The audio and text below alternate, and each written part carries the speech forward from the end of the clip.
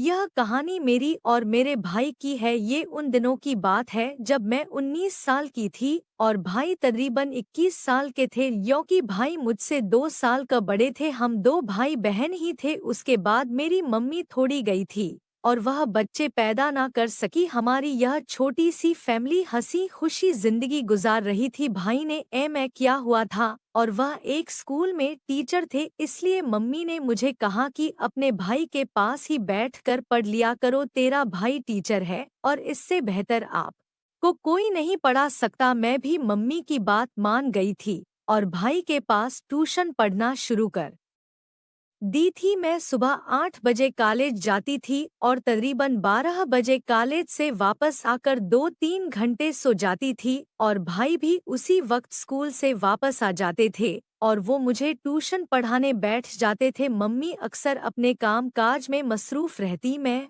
और कुलदीप भाई बैठकर स्टडी करते रहते। कुलदीप भाई मुझे पढ़ाते और मैं उनसे अक्सर बातचीत भी करती रहती, पर उनके साथ काफी अटैच थी। दिन हंसी मजाक में गुजर रहे थे। एक रात मुझे भाई के साथ पढ़ते हुए तकरीबन रात के 9 बज रहे थे। मम्मी जल्दी अपने कमरे में सो गई थी। मैं ऊपर वाले कमरे में बैठकर भाई के साथ पढ़ती थी और मम्मी नीचे वाले कमरे में अक्सर जल्दी सो जाती थी, क्योंकि मम्मी घर का सारा कामकाज करती थी और वह रात को तक जाती थी, इसलिए वह रात को जल्दी ही नींद की आगोश में चली जाती थी। मैं और भाई तकरीबन रात 10 बजे तक जागते रहते थे। भाई के साथ ट्यूशन पढ़ने के बाद मैं भाई के कमरे में बैठी उनसे बातचीत करती और फिर अपने कमरे में जाकर सो जाती थी। हमारा कमरा अलग अलग था। उसे रात भाई तकरीबन मुझे 9 तक पढ़ा रहे थे और उनकी नज़र मेरे पूरे शरीर पर थी, तीर की तरह लग रही थी। मैं जान चुकी थी कि आज भाई की नीयत मुझ पर खराब हो चुकी है।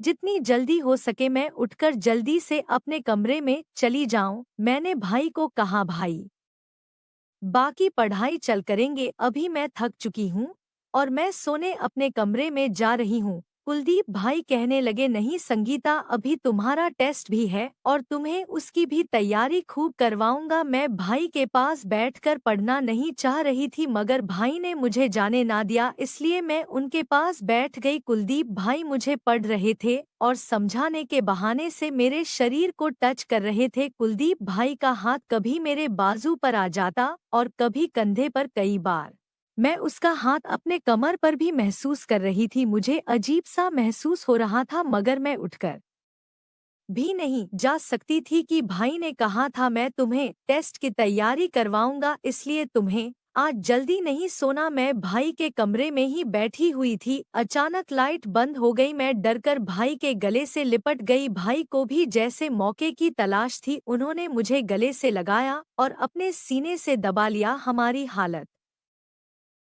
इस तरह थी कि मेरे सामने वाले पहाड़ भाई के सीने से टच हो रही थी और मैं भी कुछ सुकून महसूस कर रही थी। मेरी नीयत भी भाई के साथ बदल चुकी थी। अब मैं भी चाहती थी कि भाई मेरे साथ वह सब कुछ करे जो एक मर्द औरत के साथ करना चाहता है। फिलहाल मेरे लिए यह बात गलत थी, क्योंकि वह मेरे सगे भाई थे और मैं उनके साथ कुछ भी करना नहीं चाहती थी। मगर जब घी आग के पास पड़ा हो तो वह पिघल ही जाता है। मैं भी पागल हो चुकी थी और भाई के साथ वह सब कुछ करना चाहती थी जो एक मर्द औरत के साथ करता है। लाइट तकरीबन 2 घंटे तक बंद रही। 2 घंटे में हमने कई बार एक दूसरे को सुकून दे लिया था और हम तमाम उम्र के थकावट उतर चुके थे। भाई मेरे साथ सब हदें पार कर चुके थे और मुझे उसे बात की शर्मिंदगी भी थी। वह मेरे सगे भाई थे और मैंने जो उनके साथ किया बहुत गलत किया। मुझे यह नहीं करना चाहिए था, क्योंकि भाई बहन का रिश्ता बहुत पवित्र होता है।